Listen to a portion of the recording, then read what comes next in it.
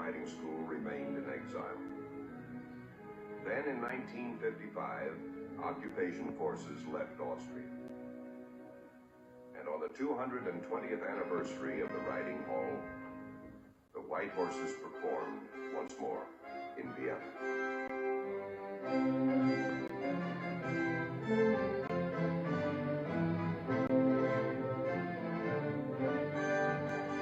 What you just saw was a clip from one of my favorite childhood films, Walt Disney's Miracle of the White Stallions. This was one of my sister and I's most favorite horse movie growing up, and it focuses on saving the Lippizaner horses during World War II. Consequently, this movie is why Vienna, Austria was top 3 of my bucket list, and of course, seeing the famous Spanish riding school that is featured in this film. Alois Podhajsky was an officer in the Austrian army, rising to the rank of colonel. He was also an avid equestrian. He served as a riding instructor and was an Olympic medal winner in dressage at the 1936 Berlin Olympics representing Austria. In 1939, Podhajsky became chief of the Academy of Classical Horsemanship, better known as the Spanish Riding School of Vienna, Austria. Podhajsky was director of the school throughout World War II and continued the position until his retirement in 1965. During World War II, he faced many challenges along the way. Worried for the safety of the school and the horses due to bombing raids on Vienna, Podhajsky evacuated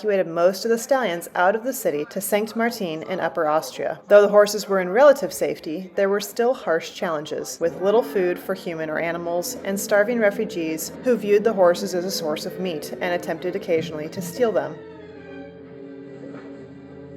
As Podhajsky fought to preserve the Lippizaner horses, help was about to arrive in a very unusual form. The war in Europe was just days away from ending. It was April 28th, 1945, and one of the strangest episodes of the entire World War II conflict was about to play out along the German-Czechoslovakian border. I'm through with Nazis once and for all.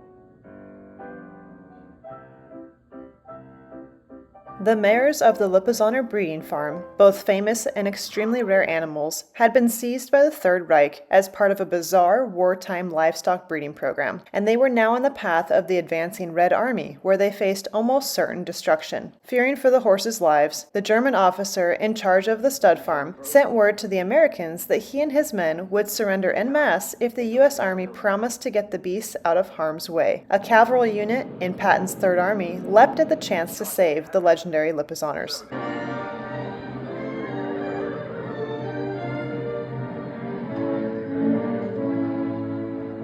How many are there? 1,000, more or less. 600 Unclosec horses, 100 of the best Arabians in all of Europe, and over 100 Lippizaners. Captain Denhoff, we're particularly interested in the Lippizaners. Are you thinking of taking them back with you? That's right. I can help you pick them out from the rest, but it will take time. If you had let me know last night. But you didn't want to ask favors.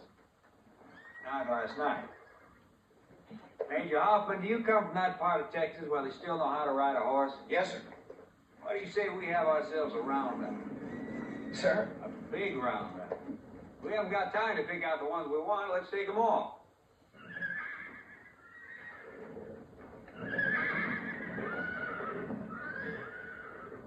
Right, sir. You're in charge. Colonel, I know these horses. I could be of very real assistance to the American army, not only here, but in Austria.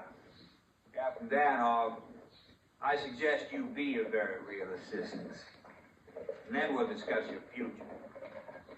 The mission, which was dubbed Operation Cowboy, would see U.S. troops, along with a motley collection of liberated Allied prisoner of wars, a bona fide Cossack aristocrat, and a platoon of turncoat German soldiers race the clock to drive a herd of priceless horses to safety, all while fighting off attacks by a legion of crack troops from the Waffen-SS bent on their destruction. The operation began on April 28th with an artillery barrage that blasted a hole in the German forward defenses. Just over 300 men went in with light tanks and armored cars. They fought their way through, village by village, until they came to the stud farm. The operation began with an unofficial blessing by General George Patton. He said, "Get them, make it fast." But fast, of course, would prove difficult. Heavyweight, this is schoolhouse. Heavyweight, this is schoolhouse.